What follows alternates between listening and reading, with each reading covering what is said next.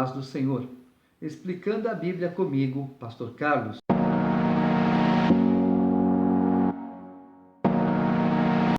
Livro de Neemias, capítulo 1. As palavras de Neemias, filho de Acalias. No mês de Quisleu, no ano 20º, estando eu na cidade de Suzã, veio Hanani, um de meus irmãos, com alguns de Judá.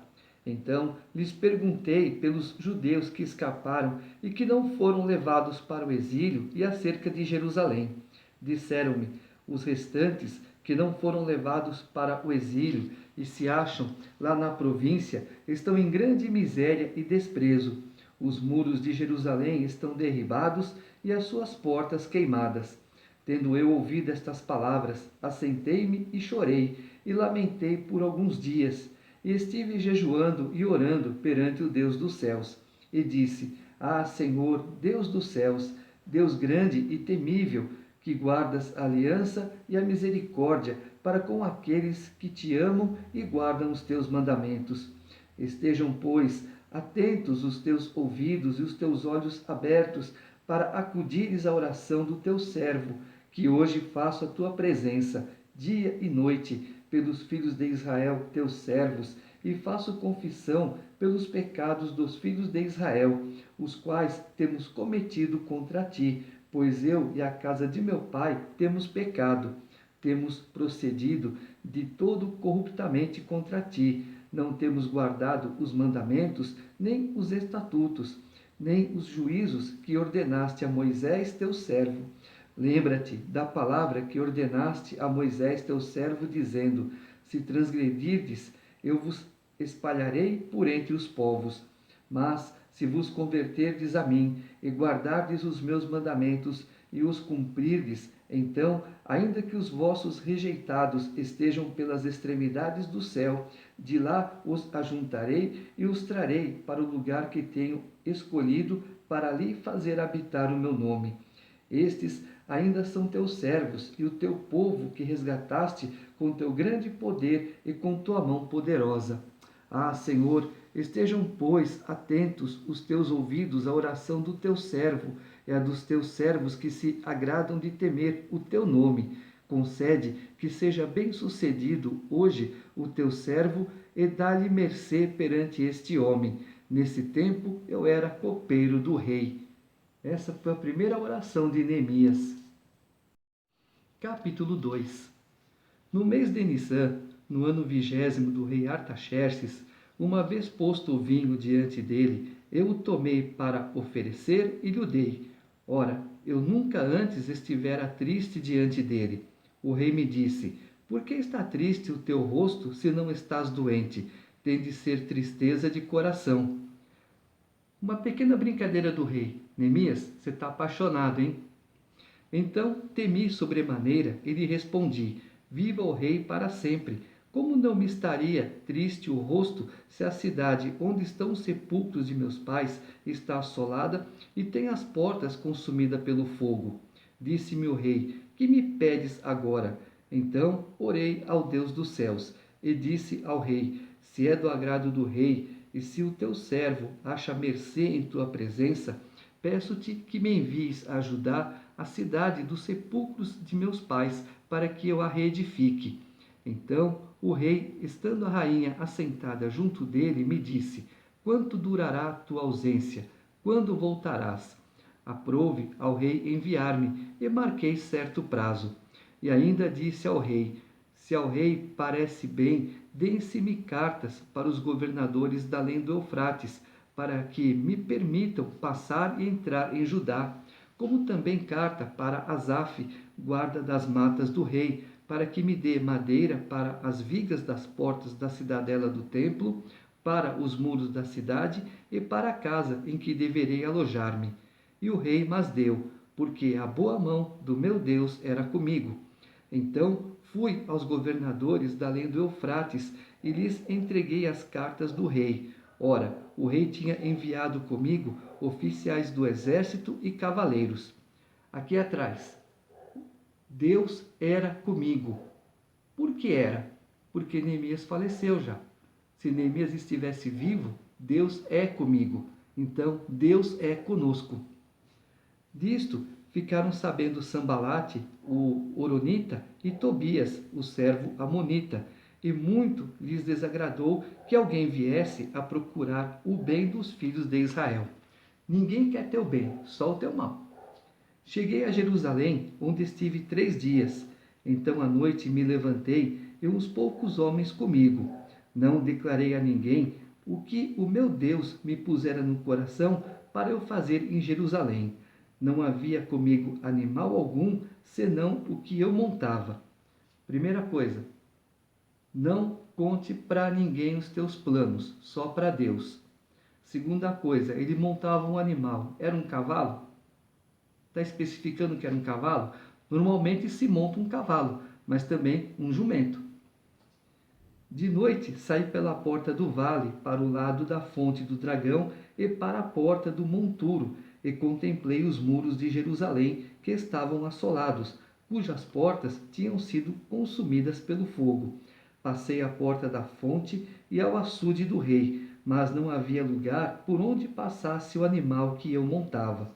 Subi à noite pelo ribeiro e contemplei ainda os muros. Voltei, entrei pela porta do vale e tornei para casa. Não sabiam os magistrados onde eu fora nem o que fazia, pois até aqui não havia eu declarado coisa alguma, nem aos judeus, nem aos sacerdotes, nem aos nobres, nem aos magistrados, nem aos mais que faziam a obra. Então lhes disse: estais vendo a miséria em que estamos, Jerusalém assolada e as suas portas queimadas. Vinde, pois, reedifiquemos os muros de Jerusalém e deixemos de ser opróbrio. E lhes declarei como a boa mão do meu Deus estivera comigo, e também as palavras que o rei me falara. Então disseram: disponhamo-nos e edifiquemos. E fortaleceram as mãos para a boa obra. Porém, Sambalate, o horonita, e Tobias, o servo amonita, e Gesem, o arábio, quando o souberam, zombaram de nós e nos desprezaram e disseram: que é isso que fazeis? Quereis rebelar-vos contra o rei? Então lhes respondi: o Deus dos céus é quem nos dará bom êxito. Nós, seus servos, nos disporemos e reedificaremos. Vós, todavia, não tendes parte, nem direito, nem memorial em Jerusalém. Capítulo 3. Então se dispôs Eliasibe, o sumo sacerdote, com os sacerdotes, seus irmãos, e reedificaram a porta das ovelhas. Consagraram-na, assentaram-lhe as portas e continuaram a reconstrução até a torre do Sem e a torre de Hananel. Cada porta tinha um nome e uma finalidade. Junto a ele edificaram os homens de Jericó. Também ao seu lado edificou Zacur, filho de Enri. Os filhos de Racenaá edificaram a porta do peixe, colocaram-lhe as vigas e lhe assentaram as portas com seus ferrolhos e trancas. Ao seu lado reparou Meremote, filho de Urias, filho de Cós. Junto deste reparou Mesulão, filho de Berequias, filho de Mesesabel, a cujo lado reparou Zadok, filho de Baaná. Um do lado do outro. Um fazia uma parte, outro fazia outro, é como se fosse uma linha de montagem. Ao lado destes repararam os tecoitas. Os seus nobres, porém, não se sujeitaram ao serviço do seu senhor. Joiada, filho de Pazéia, e Mesulão, filho de Besodias, repararam a porta velha, colocaram-lhe as vigas e lhe assentaram as portas com seus ferrolhos e trancas. Algumas pessoas acham que só porque eu sou diretor de empresa eu não posso pegar numa vassoura para varrer pelo menos o cantinho da minha sala. Para com isso, né? Seja humilde, vai trabalhar, vai ajudar os outros.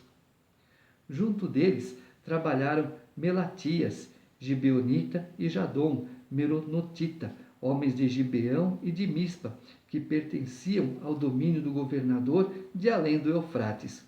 Ao seu lado reparou Uziel, filho de Araías, um dos ourives. Junto dele, Ananias, um dos perfumistas, e restauraram Jerusalém até ao muro largo. Junto a estes trabalhou Refaías, filho de Ur, maioral da metade de Jerusalém. Ao seu lado reparou Gedaías, filho de Harumaf, defronte da sua casa, e ao seu lado reparou Atos, filho de Asabinéias.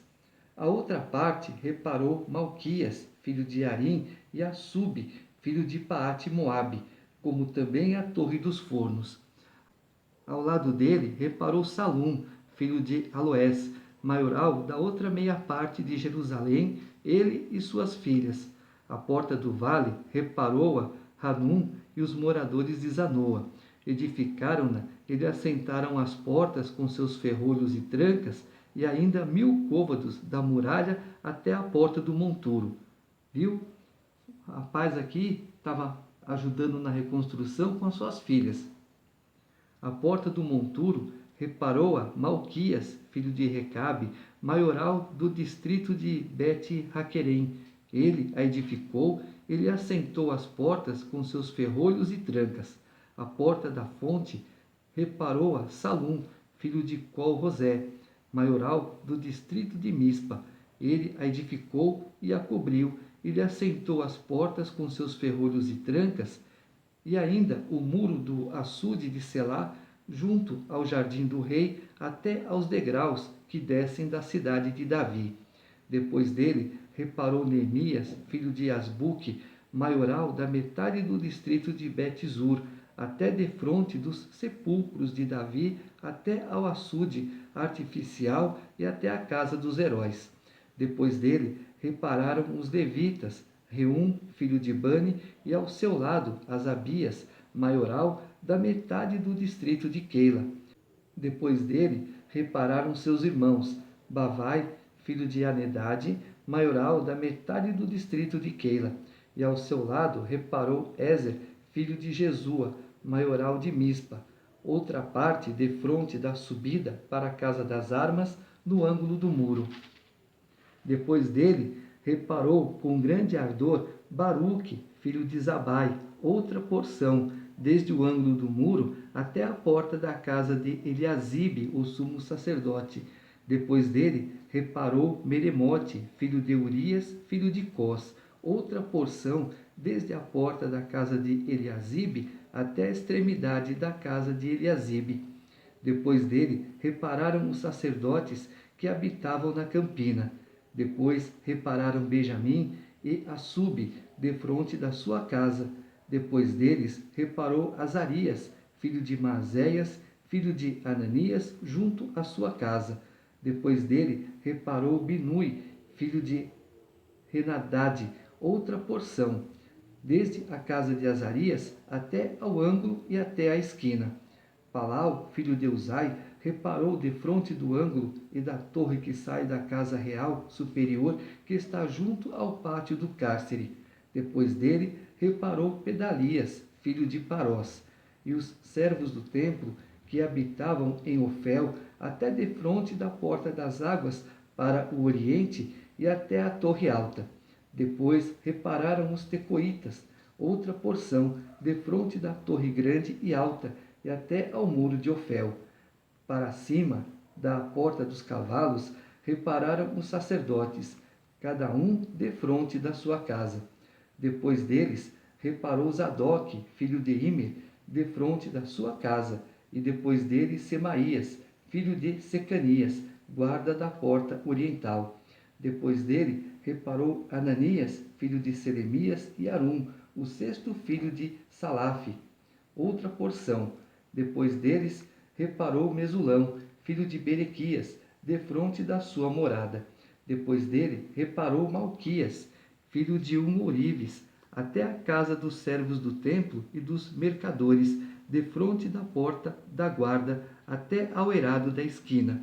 Entre o eirado da esquina e a porta das ovelhas, repararam os Orives e os mercadores. E eles ficavam trabalhando aonde? Na porta de casa praticamente. Então, o serviço não era tão pesado, porque eles iam trabalhar, voltavam, comiam alguma coisa, descansavam, iam trabalhar, e assim o serviço rendia. Capítulo 4. Tendo Sambalate ouvido que edificávamos o muro, ardeu em ira e se indignou muito, e escarneceu dos judeus. Então falou na presença de seus irmãos e do exército de Samaria e disse: Que fazem estes fracos judeus? Permitir-se-lhes-á isso? Sacrificarão? Darão cabo da obra num só dia? Renascerão, acaso, dos montões de pó as pedras que foram queimadas? Estava com ele Tobias, o amonita, e disse: ainda que edifiquem, vindo uma raposa, derribará o seu muro de pedra. Ouve, ó nosso Deus, pois estamos sendo desprezados. Caia o seu opróbrio sobre a cabeça deles, e faze que sejam despojo numa terra de cativeiro. Não lhes encubras a iniquidade, e não se risque de diante de ti o seu pecado, pois te provocaram a ira na presença dos que edificavam. Assim, edificamos o muro, e todo o muro se fechou até a metade de sua altura, porque o povo tinha ânimo para trabalhar. Mas, ouvindo Sambalate e Tobias, os arábios, os amonitas e os asdoditas, que a reparação dos muros de Jerusalém ia avante e que já se começavam a fechar-lhe as brechas, ficaram sobremodo irados. Fechar as brechas para o inimigo não entrar é muito importante. Ajuntaram-se todos de comum acordo para virem acatar Jerusalém e suscitar confusão ali. Porém nós oramos ao nosso Deus e, como proteção, pusemos guarda contra eles de dia e de noite. Então disse Judá: já desfaleceram as forças dos carregadores e os escombros são muitos, de maneira que não podemos edificar o muro. Disseram, porém, os nossos inimigos: não saberão disto, nem verão, até que entremos no meio deles e os matemos. Assim faremos cessar a obra. Quando os judeus que habitavam na vizinhança deles 10 vezes nos disseram: de todos os lugares onde moram subirão contra nós. Então pus o povo por famílias nos lugares baixos e abertos, por detrás do muro, com as suas espadas e as suas lanças e os seus arcos. Inspecionei, dispus-me e disse aos nobres, aos magistrados e ao resto do povo: não os temais, lembrai-vos do Senhor, grande e temível, e pelejai pelos vossos irmãos, vossos filhos, vossas filhas, vossa mulher e vossa casa. E sucedeu que, ouvindo os nossos inimigos, que já o sabíamos, e que Deus tinha frustrado o desígnio deles, voltamos todos nós ao muro, cada um à sua obra. Daquele dia em diante, metade dos meus moços trabalhava na obra, e a outra metade empunhava lanças, escudos, arcos e couraças, e os chefes estavam por detrás de toda a casa de Judá. Os carregadores, que por si mesmos tocavam as cargas, cada um com uma das mãos fazia a obra, e com a outra segurava a arma. Os edificadores, cada um trazia a sua espada à cinta, e assim edificavam. O que tocava a trombeta estava junto de mim. Disse eu aos nobres, aos magistrados e ao resto do povo: grande e extensa é a obra, e nós estamos no muro muito separados, longe uns dos outros. No lugar em que ouvirdes o som da trombeta, para ali acorrei, a ter conosco. O nosso Deus pelejará por nós. Assim trabalhávamos na obra, e metade empunhava as lanças desde o raiar do dia até ao sair das estrelas. Também nesse mesmo tempo disse eu ao povo: cada um com o seu moço fique em Jerusalém, para que de noite nos sirvam de guarda e de dia trabalhem. Nem eu, nem meus irmãos, nem meus moços, nem os homens da guarda que me seguiam largávamos as nossas vestes. Cada um se deitava com as armas à sua direita. Viu? Vigilância, sempre, porque o teu inimigo está sempre te rodeando, te espreitando, mas Deus é contigo. Por isso, siga os caminhos do Senhor, se preocupe com as coisas do Senhor e tudo te irá bem. Capítulo 5. Foi grande, porém, o clamor do povo e de suas mulheres contra os judeus, seus irmãos, porque havia os que diziam: somos muitos, nós, nossos filhos e nossas filhas, que se nos dê trigo para que comamos e vivamos. Também houve os que diziam: as nossas terras as nossas vinhas e as nossas casas hipotecamos para tomarmos trigo nesta fome. Houve ainda os que diziam: tomamos dinheiro emprestado até para o tributo do rei sobre as nossas terras e as nossas vinhas. No entanto, nós somos da mesma carne como eles, e nossos filhos são tão bons como os deles. E eis que sujeitamos nossos filhos e nossas filhas para serem escravos. Algumas de nossas filhas já estão reduzidas à escravidão. Não está em nosso poder evitá-lo, pois os nossos campos e as nossas vinhas já são de outros. Ouvindo eu, pois, o seu clamor e estas palavras, muito me aborreci. Depois de ter considerado comigo mesmo, respondi os nobres e magistrados e lhes disse: sois usurários, cada um para com seu irmão, e convoquei contra eles um grande ajuntamento. Disse-lhes: nós resgatamos os judeus, nossos irmãos, que foram vendidos às gentes segundo nossas posses, e vós outra vez negociaríeis vossos irmãos para que sejam vendidos a nós? Então se calaram e não acharam que responder. Disse mais: não é bom o que fazeis. Porventura não devíeis andar no temor do nosso Deus por causa do opróbrio dos gentios, os nossos inimigos?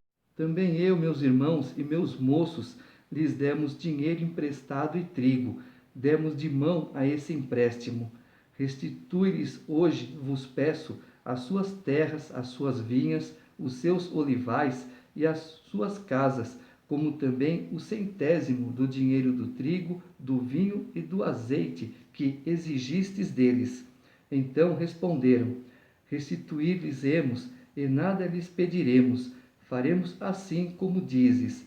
Então chamei os sacerdotes e os fiz jurar que fariam segundo prometeram.